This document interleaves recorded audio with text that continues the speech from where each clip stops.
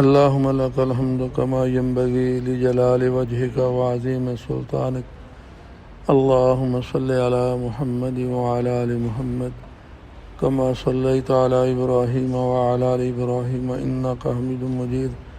اللهم بارك على محمد وعلى آل محمد كما باركت على إبراهيم وعلى آل إبراهيم إنك حميد مجيد. ابو داؤد شریف کی روایت ہے نماز با جماعت کے بارے میں. حضرت ابو امامہ رضی اللہ تعالی عنہ سے روایت ہے کہ نبی کریم صلی اللہ علیہ وسلم نے ارشاد فرمایا، جو شخص اپنے گھر سے اچھی طرح وضو کر کے فرض نماز کے ارادے سے نکلتا ہے، اسے احرام باندھ کر حج پر جانے والے کی طرح ثواب ملتا ہے. اللہ.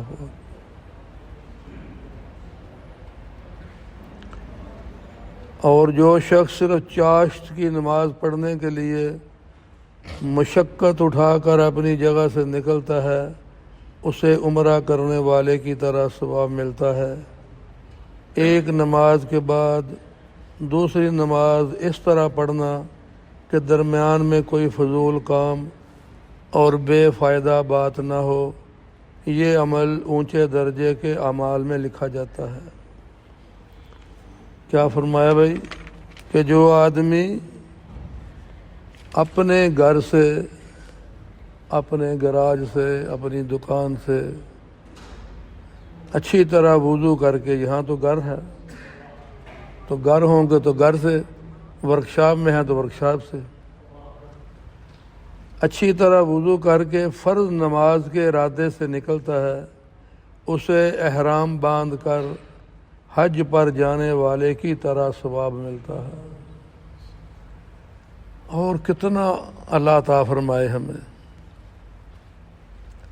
اور جو شخص چاشت کی نماز پڑھنے کے لیے مشقت اٹھا کر اپنی جگہ سے نکلتا ہے، اسے عمرہ کرنے والے کی طرح ثواب ملتا ہے. اب چاشت کی نماز اشراق ہے نا بھائی، جو یہاں ٹائم لکھا ہے 5:09، تو 15 منٹ کے بعد اشراق کے نفل پڑھے جائیں گے. کہ جو آدمی فجر کی نماز با جماعت پڑھے، اللہ کے ذکر میں مصروف رہے اور اشراق کی نماز پڑھے تو اسے حج اور عمرے کا اجر ملتا ہے.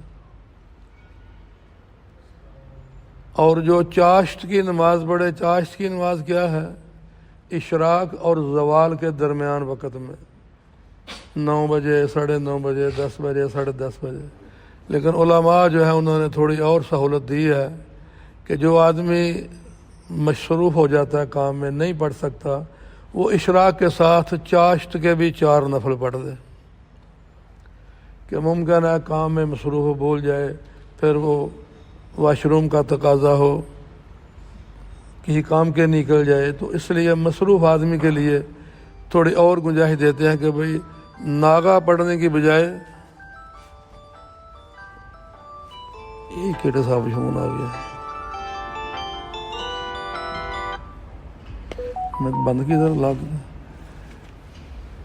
تو وہ اشراق کے ساتھ پڑھ سکتا ہے. اور اس کے بارے ایک روایات میں علماء بیان فرماتے ہیں کہ جو آدمی چاشت کی نماز کی پابندی کرتا ہے، روزی آسمان سے بارش کی طرح اس پر برستی ہے، اور اس وقت تک اسے موت نہیں آئے گی جب تک دنیا میں رہتے ہوئے جنت میں اپنا مقام نہ دیکھ لے گا.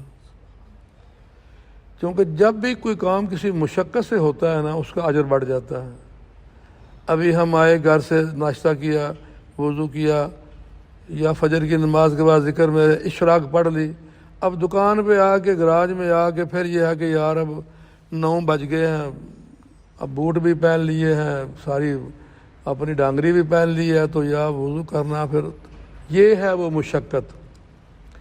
جب اس کو ہٹائے گا اور نفل پڑھے گا تو اللہ تعالیٰ اس کا اجر کتنا عطا فرمائیں گے. عمرے جتنا اجر بھی مل گیا، روزی آسمان سے بارش کی طرح برسائی جائے گی، اور اس کے بعد مرنے سے پہلے جنت میں اپنا مقام بھی دیکھ لے گا. اور آگے فرمایا کہ جو آدمی ایک نماز کے بعد دوسری نماز اس طرح پڑھتا ہے کہ درمیان میں کوئی فضول کام اور بے فائدہ بات نہ ہو، یہ عمل اونچے درجے کے اعمال میں لکھا جاتا ہے۔ جیسے ابھی عصر کی پڑھی ہے تو مغرب تک کام کریں گے، بات کریں گے، لیکن لا یعنی بات نہیں کریں گے، لا یعنی بات نہیں کریں گے، فضول بات نہیں کریں گے، جھوٹے لطیفے سنیں گے، سنیں گے نہ سنائیں گے۔ تو یہ عمل جو ہے نا اس کا بھی بہت بڑے اونچے درجے کا عمل ہے۔ تو بس بھائی بات یہی ہے کہ جو کام توجہ کے ساتھ ہوگا اور نیت انما الاعمال بالنیات،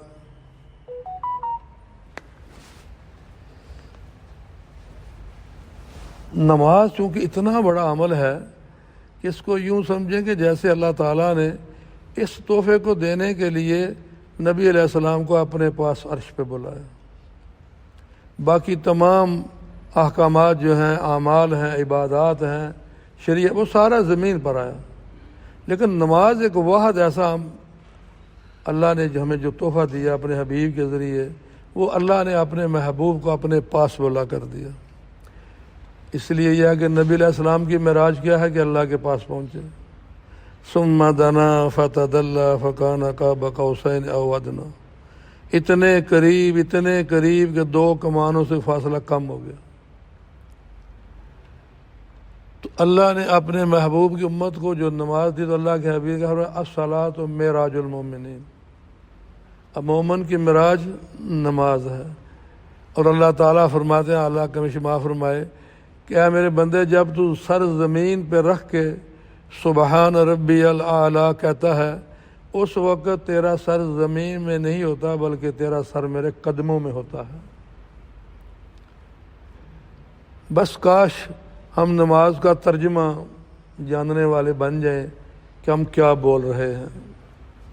ٹوٹی پھوٹی عربی میں کسٹمر کے ساتھ بات کر لیتے ہیں، لیکن پتہ ہے کہ اس کو میں نے کیا بولا ہے۔ اس نے جو بولا اس کی تھوڑی بہت سمجھ آ گیا ہے کہ اس نے کیا بولا ہے۔ تھوڑا سا اگر محنت کریں تو نماز کا ترجمہ بھی اگر آ جائے تو پھر نماز کا ذرا لطف اور ہوگا۔ کہ ثنا پڑھتے ہیں سبحانک اللہم و بحمدک، اے اللہ تو پاک ہے، تعریف تیرے لیے ہے، و تبارک اسمک، تیرا نام بابرکت ہے، و تعالی جدک، تیری ذات بڑی بلند و بالا ہے، ولا الہ غیرک، تیرے سوا کوئی عبادت کے لائق نہیں۔ تو توجہ سے جب نماز پڑھیں گے، جیسے وہ کہتے ہیں نا کہ وہ سیٹھ آدمی اپنے خادم کو لیے گھوڑے پہ پیچھے بیٹھے تھے، کہیں جا رہے تو کہا سیٹھ صاحب نماز کا وقت ہو گیا ہے، میں نے نماز ادا کرنی ہے کیونکہ مسجد آ گئی ہے۔ تو سوچ میں پڑ گیا کیا کروں، اچھا چلو جلدی پڑھ کے آ جانا۔ اس نے نماز پڑھنی تھی بڑے خشوع و خضوع کے ساتھ، بڑی توجہ کے ساتھ۔ اس نے باہر سے آواز دی، او کون ہے جو تجھے باہر نہیں آنے دیتا؟ تو کہتا ہے جلدی پڑھ کے آ جاؤں گا، اتنا ٹائم؟ کون ہے جو تجھے باہر نہیں آنے دیتا؟ اس نے کہا سیٹھ صاحب ناراض نہ ہونا، جو تجھے اندر نہیں آنے دیتا وہ مجھے باہر نہیں آنے دیتا۔ تو خشوع و خضوع کے ساتھ جو نماز پڑھی جائے گی، توجہ کے ساتھ، اس کا اجر اور ہوگا۔ ابھی کل رات کی بات ہے، مغرب کی نماز کے بعد میں نے ایک رکعت پڑھی ہے، سنت جو ہے، ثنا سے 2 سجدے، ساتھ ایک آدمی آئے وہ 3 فرض پڑھ کے چلا گیا، میں ایک رکعت پڑھی ہے، وہ 3 پڑھ کے چلا گیا۔ بس یہ نہیں کہ اللہ معاف کرے، استغفر اللہ، لمحہ فکریہ یہ ہے کہ ہمارے پاس اپنے خالق اور مالک کے لیے یہ وقت ہے، باہر جا کے کیا کرنا ہے، کام ہی کرنا ہے کچھ۔ تو جو اللہ نے اپنے گھر بلایا، کم از کم اتنا تو کر کے وہ نماز پرانے کپڑے میں لپیٹ کے منہ پر نہ ماری جائے۔ اور جیسے پاک کا مفہوم بھی ہے کہ سجدہ بھی ٹھیک نہیں، رکوع بھی ٹھیک نہیں، اور جناب فر کوے کی طرح ٹھونکے ماری چلا گیا۔ فرمایا وہ نماز کا پرانے کپڑے میں لپیٹ کے منہ پر مار دی جاتی ہے اور وہ بد دعائیں دیتی اوپر جاتی ہے۔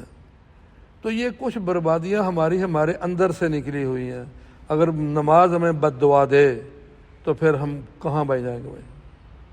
جو اللہ کا اتنا بڑا حکم ہے کہ الصلاۃ، زکوٰۃ، نماز اور زکوٰۃ، کہ قرآن پاک میں کم و بیش 750 دفعہ علماء بیان فرماتے ہیں، کچھ اعلانیہ کچھ خفیہ، نماز کے بارے حکم دیا گیا۔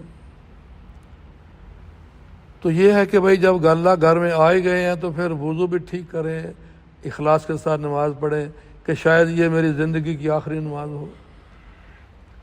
تو اللہ تعالیٰ کی بارگاہ میں دعا ہے کہ اللہ ہمیں یہ اشراق کی نماز بھی اور چاشت کی نماز بھی، یہ اس دن سنا تھا پیر ذوالفقار نقشبندی مدد اللہ علیہ فرماتے ہیں کہ علماء نے آج اس پرفتن دور میں عوام کو، لوگوں کو، اور جو نماز کے پابند ہیں اشراق بھی پڑھتے ہیں مگر چاشت کے لیے تھوڑے مجبور ہو جاتے ہیں کہ اس وقت کام میں مصروفیت ایسی ہوتی ہے، پھر اپنے جوتے اتارنے کام والے، یہ تھوڑی مشکل آ جاتی ہے، تو کہتے ہیں آپ اشراق کے ساتھ ہی چاشت کے پڑھ لو، اللہ تعالیٰ قبول فرما لیں گے۔ تو اللہ تعالیٰ مجھے آپ کو عمل کی توفیق عطا فرمائے۔ اللہم لک الحمد کما ینبغی لجلال وجہک وعظیم سلطانک، اللہم صلی علی محمد وعلی آل محمد کما صلیت علی ابراہیم وعلی آل ابراہیم انک حمید مجید، اللہم بارک علی محمد وعلی آل محمد کما بارکت علی ابراہیم وعلی آل ابراہیم انک حمید مجید، اللہم انی اسألک من خیر ما سألک منہ نبیک وعبدک ورسولک وحبیبک سیدنا محمد صلی اللہ تعالی علیہ وآلہ وسلم، ونعوذ بک من شر ما استعاذ منہ نبیک وعبدک ورسولک وحبیبک سیدنا محمد صلی اللہ تعالی علیہ وآلہ وسلم، انت المستعان وعلیک البلاغ ولا حول ولا قوة الا باللہ العلی العظیم، وسلام علی المرسلین والحمد للہ رب العالمین، لا الہ الا اللہ محمد رسول اللہ، جزاک اللہ خیر۔